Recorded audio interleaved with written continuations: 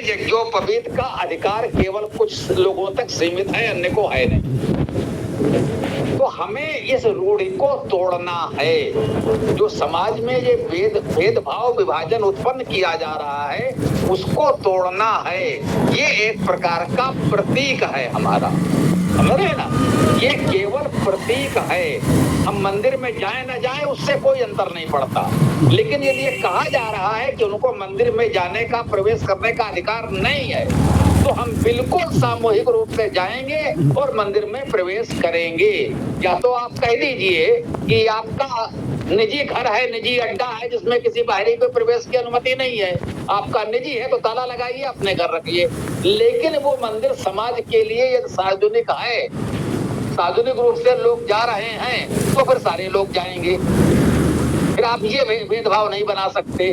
तो ये सब केवल प्रतीक होते हैं, यूं समझिए कि उन्होंने कह रहे हैं उनको अधिकार नहीं है, तो हम कह रहे हैं अधिकार है। हम टंके की चोट पर गाजे बाजे के साथ उनको ये अधिकार देने जा रहे हैं जिससे जातिगत भेदभाव की खाई पटे, ये दूरी समाप्त हो। केवल इसलिए है, जो समझिए जैसे सिख होता है तो उसकी दस्तारबंदी होती है, पगड़ी बांधी जाती है, वो जीवन भर पगड़ी बांधता है, दिखता है भाई पगड़ी जिस तरह की बांधे है, दाढ़ी बाल रखे है, वो सिख है। ये प्रतीक होता है केवल, तो है ना, इस प्रकार से सनातन का प्रतीक है। अभी ये कुछ लोग पहनते हैं और एक धारणा ये है कि भाई ये धागा लटकाए हैं, जो भी कह लिए जनेऊ यज्ञोपवीत, अरे भाई ये कोई ब्राह्मण देवता है, जातिगत रूप से ब्राह्मण है और नहीं भी इनको दूसरी तरह से व्यवहार करो, दूसरों से दूसरी तरह से करो। वो कहते नहीं इनको छूने का अधिकार है उनके। ये देखिए कि चरम सीमा की स्थिति आ गई अयोध्या में। अभी नए राम मंदिर का जो उद्घाटन था, प्राण प्रतिष्ठा किसी भी नाम से किसी रूप में किया गया, ठीक है, वो एक तरह से राष्ट्रीय प्रतीक भी बन गया था, इसलिए भव्य समारोह हुआ, अच्छी बात है। उसमें हमारे माननीय प्रधानमंत्री जी उत्साहपूर्वक सम्मिलित हुए, ये भी हमारे लिए अच्छी बात है कि भाई मंदिर बना उनके प्रयासों से बना और स्वयं भी उसमें सक्रिय रूप से, व्यक्तिगत रूप से भी सम्मिलित होते रहे, भूमि पूजन से उद्घाटन तक, बहुत अच्छी बात है। बात यहाँ तक आ गई है कि कोई बाबा जी, ऐसे लोगों का नाम लेना भी मैं उचित नहीं समझता हूँ, जो अपने आप को जगत गुरु कहते हैं, ये अपने दो चार चेले चमचों से कहलवाते हैं, कह रहे हैं मोदी जी मूर्ति का स्पर्श करेंगे तो क्या हम ताली बजाएंगे? क्योंकि मोदी जी पिछड़े वर्ग से आते हैं, उनकी दृष्टि में वो जन्म से ब्राह्मण नहीं हैं और मूर्ति को स्पर्श करने का अधिकार तो इन पाखंडी लोगों को ही है जो अपने आप को जन्मना ब्राह्मण कहते हैं। तो अब ये कितनी बड़ी बात है, लोगों ने बहिष्कार किया। ले जाना होगा कि कुछ स्वयंभू जगत गुरु कहलाने वाले लोगों ने उस अभियान, उस आयोजन का बहिष्कार किया कि मोदी जी मूर्ति का स्पर्श करेंगे तो क्या हम ताली बजाएंगे। देखिए, मोदी जी से हमारे राजनीतिक मतभेद हो सकते हैं, उनके कुछ कार्यों विचारों से हम असहमत हो सकते हैं, चुनाव में हम उनका विरोध कर सकते हैं, ये लोकतंत्र में आपको अधिकार है। लेकिन मोदी जी पिछड़ी जाति से आते हैं, इसलिए वो मूर्ति का स्पर्श नहीं कर सकते हैं। इस पाखंड के विरोध में तो सबको खड़ा होना चाहिए, वो चाहे जिस दल विचारधारा का हो। तो मतलब आज भी पाखंड इस पराकाष्ठा तक है। अगर हमारी राष्ट्रपति महोदया हो तो और पता नहीं क्या होगा। तो प्रधानमंत्री राष्ट्रपति तो वो बन सकते हैं, लेकिन मंदिर के गर्भगृह में प्रवेश का अधिकार नहीं। ये पाखंडी बोल रहे हैं कि वो दूर से मंदिर के बाहर से शिखर के दर्शन कर लें, इतने में ही उनको फल की प्राप्ति हो जाएगी। मंदिर के भीतर जाने की आवश्यकता नहीं है, उनको मंदिर के भीतर प्रवेश का अधिकार नहीं है। और गर्भगृह में प्रवेश करना और मूर्ति का स्पर्श करना तो बहुत बड़ी बात है, वो सहन ही नहीं कर सकते। तो ये जो पाखंड है, ये जो जातिगत भेदभाव है, इस खाई को पाटने के लिए, इस पाखंड को मिटाने के लिए ये अभियान है, हम लोगों का प्रयास है कि घर घर वेद जन जन जनेऊ पहना दीजिए। ये जातिगत भेदभाव छोड़िए, ये अधिकार सबको है। प्रत्येक सनातनी को जनेऊ पहनना है, प्रत्येक सनातनी को वेद पढ़ना है। ये एक प्रकार का समाज सुधार का भी कार्य है। सामाजिक जातिगत भेदभाव को मिटाने का अभियान है। इसको आप इस रूप में देखिए, बाकी कोई अंतर नहीं पड़ता। दूसरा जो आपने कहा कि उसको पहनने से क्या क्या करना पड़ता है, कुछ नहीं करना पड़ता।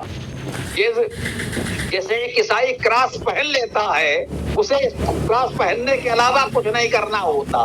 ये इन्हें पाखंडियों और उड़वादियों ने व्रत के प्रलाप कर रखे हैं। देखो वेद पहनोगे तो ये करना पड़ेगा, ये नहीं कर सकते, वो नहीं कर सकते, इतने प्रतिबंध। कुछ नहीं, कोई पाखंड हम नहीं मानते। मैंने क्या कहा, उसका कोई कर्मकांड भी नहीं मानते। हम यज्ञोपवीत वहां रखेंगे, 10, 20, 50 जितने हैं हमने एक साथ रखे, वेद मंत्रों का पाठ किया। अब हमने माना कि वे पवित्र हो गए और परिवार के सभी लोगों को पहना दिया।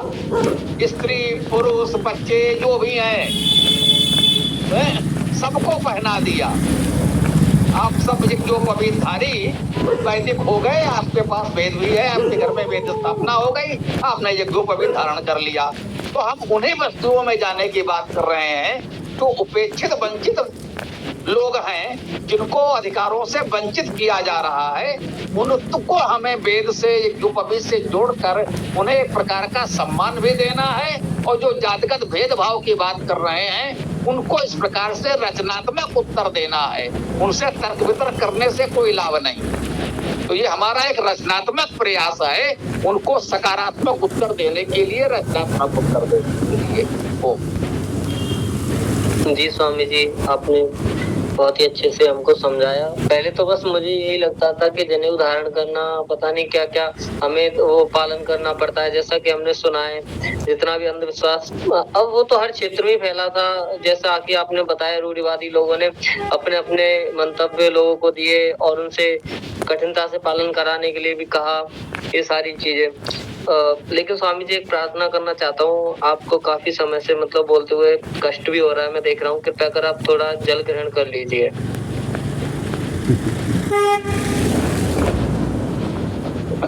अपनी बात रखो, ठीक है। सद्भावना के लिए आभार।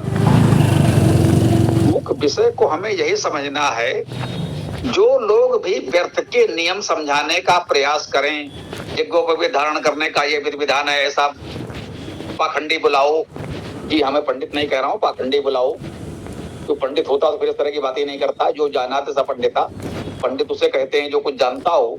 जो वेद को जानता है वही पंडित है, जो वेद को नहीं जानता वो पंडित नहीं, पाखंडी है। तो उससे बचें, बहुत स्पष्ट बात है।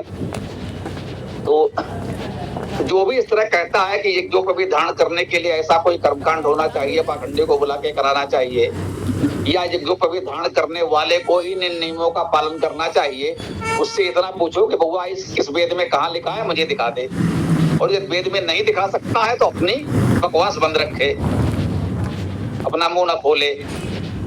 ये आज की पीढ़ी है जो बहुत तर्कशील है, विवेकशील है, बुद्धिमान पीढ़ी है। इसको तो अपने रूढ़वाद के पाखंड मत झिलवाओ।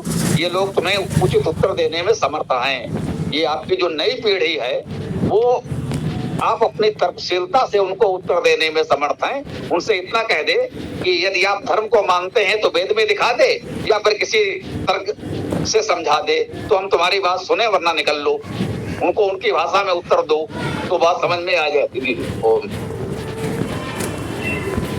उसमें थोड़ा सा जोड़ देता हूँ कि इसके साथ साथ एक बात और स्पष्ट हो जाती है कि जो हमारा परंपरा में चला आ रहा है, जिसको बोलते हैं विद्यारंभ संस्कार, जिसके लिए अक्सर अपन सभी लोग जो है बसंत पंचमी मनाते हैं सरस्वती पूजा के नाम से, वो यही है कि जिसमें हम विद्या का, ज्ञान की शुरुआत करते हैं। बच्चों को जब स्कूल भेजा जाता है तो वहां से लौटकर आते उनके गले में जो है एक आइडेंटिटी कार्ड लटका दिया जाता है। तो वो यही तो है।